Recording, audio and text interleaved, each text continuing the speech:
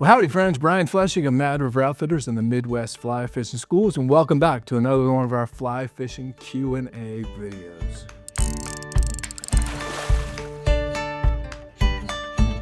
You know friends, we always appreciate your questions. In fact, that's what we do, is pretty much answer questions and help folks with fly fishing and selecting the right stuff for fly fishing.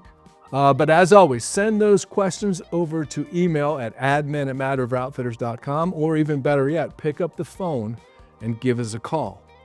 Customer service is what we do for a living. Fly fishing is what we love and what we sell. So anyways, let's jump right in. And first question, we're gonna do this one first. First question comes from Jake Hensler of Sanger, Texas. Howdy, Brian.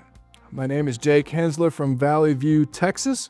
I haven't fly casted since I was a kid, so I've been watching your videos at work. Ooh. And then he goes on to say, I'll trade you jobs. But without your instruction, I would have gave up and went back to spin casting like before, so I really appreciate it. Well, we appreciate you watching. My question is, what is the deciding factor on using Maxima Ultragreen versus stiffer Maxima Clear for the butt section? Let me finish the question and then we'll get to it. I first saw you use Ultragreen, so I bought that. Then the Clear, so then I bought that. Well, thanks for the support.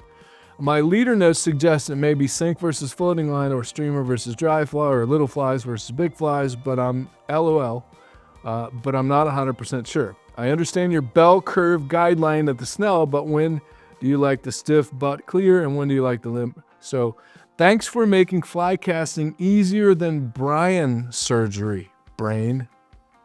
I wonder if he meant to do that. Okay, Jake. So yes, I like Maxima. I was just talking with Kelly Gallup on the phone yesterday, and he mentioned that when he was a kid, he learned to use Maxima. I think I learned to use Maxima from Kelly and Charlie Weaver and Walt Grau fishing up in Michigan. So Maxima is hard to beat, and I most often use Clear and Ultragreen. I also use Rio Saltwater Mono, which I strongly believe is Maxima. And the reason for that is here in the United States, they do not sell Maxima Clear in the smaller spools in anything over 24,000. So when I'm outfitting a 9 weight, 10 weight, 11 weight, 12 weight, I've got to go to Rio Saltwater. But it's the same diameter, same pound test, and it is made in Germany. There are not that many monofilament manufacturers in Germany other than Maxima.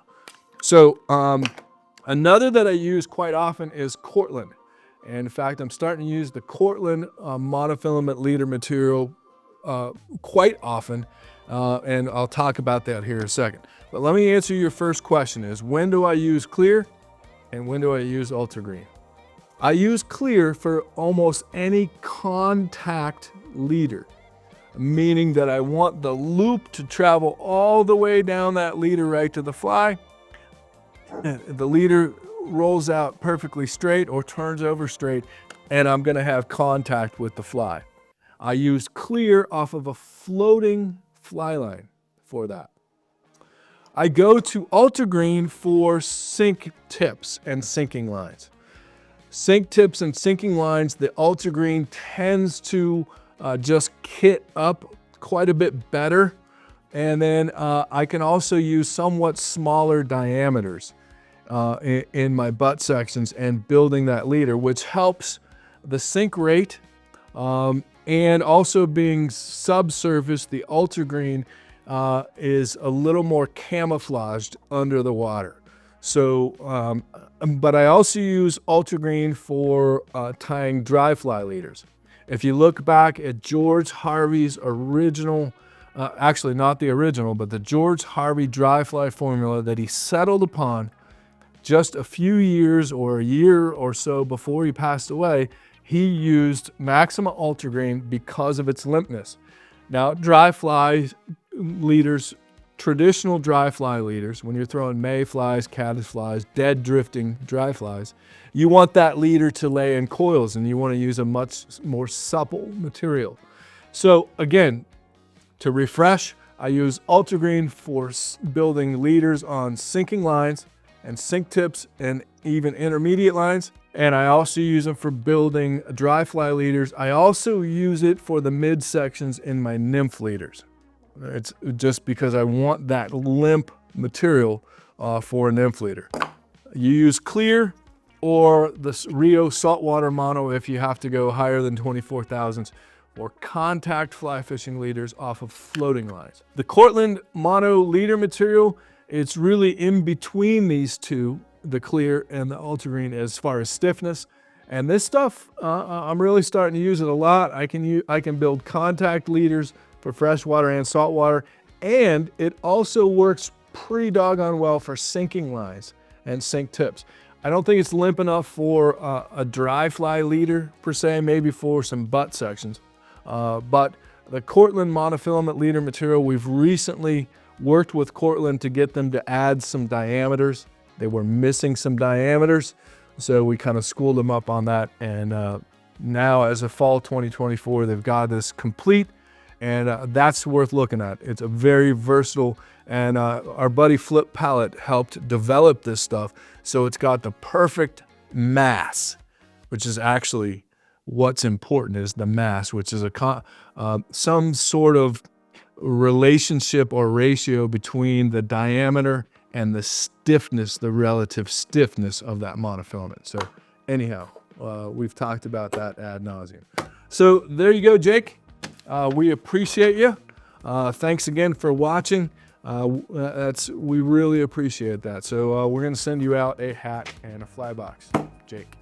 Well, howdy friends. Sorry to interrupt the video. Well, I just want to give you a quick reminder about Mad River Outfitters stickers. We all love stickers. Amazing how many of these things we sell. Wildly, wildly popular. And we have an amazing array of Mad River Outfitters stickers, including the original 1994 logo. So if you like what we do here at Mad River Outfitters, remember, we don't have sponsors, so we depend on your support. And we'd be thrilled if you hopped on over to madriveroutfitters.com and picked up some Mad River Outfitters stickers. We appreciate your support. Now back to the video. So there you have it, friends. Another Q&A video under our belt. I think that's number 4,762, if I'm not mistaken. It's about that episodes that we've done on Q&As. As always, friends, if you ever have questions, pick up the phone and give us a call. That's the best way to have your question answered. But you can also shoot those over to admin@madriveroutfitters.com. Remember that there's absolutely no way I answer questions via email. I work in the shop 6 to 7 days a week. There's no way I can answer and respond to comments on YouTube. It's just not physically or humanly or subconsciously possible.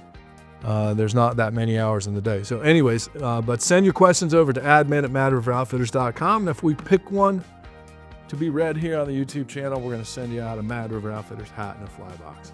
So as always, friends, hop on over to our website, register to receive our monthly newsletter, subscribe to our YouTube channel. That really helps us out. Hit the like button. That just makes us feel good. And stay tuned, because we've got a lot more in fact, a ton more fly fishing content coming your way. Thanks for watching.